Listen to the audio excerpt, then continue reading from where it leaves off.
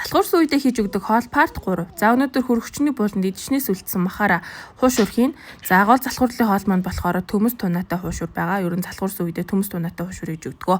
За гурлаа зураа төмсөө сайхан чанаад тунаатайгаа холиод өгчүн. Амтлагаан гэх юм бол төмсөө чанахтаа л багавцар давс ичтгээ тэгэл болоо өөр янз бүрийн юм хэрэггүй. Харин махандаа бол би их сонгон хийдэг. Махныхаа 2-1-тэй тэнцвүүц сонгон хийчдгээ. Тэгээд сайхан давсаар амтлал болоо.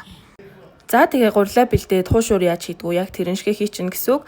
За би гурлаа жоохон нэлцгай зурцсан байсан болохоор илтгэхэд чимэхэд жоохон хэцүү байсан. Гэтэ тэгээд хуушуур болсон. Эхлээд төмөс тунаатай хуушуураа шарж аавна. Яагаад вэ гэхээр доторх нь болцсон учраас амархан болчихно гэсэн үг. Гурлаа болгоод авчна. Ардаас нь бол мэдээж махтай хуушуураа хайрна. Байрн махтай хуушуураа хайрахтаа хитэд бас хэлхсэ. За ингээд шарах ажиллагаанд манай нөхөр тусалсан байгаа. За хуушур маань нэг иймэрхүү болсон. За төмөстэй нэг иймэрхүү харагдчихээн, махтай нэг иймэрхүү. Төмөстэй жоохон бор, махтай жоохон шаргал болоод идэх. Юунаас болдгийг сайн мэдэхгүй байна. За ингээд нөгөө хоёрын идхийг харцгаая.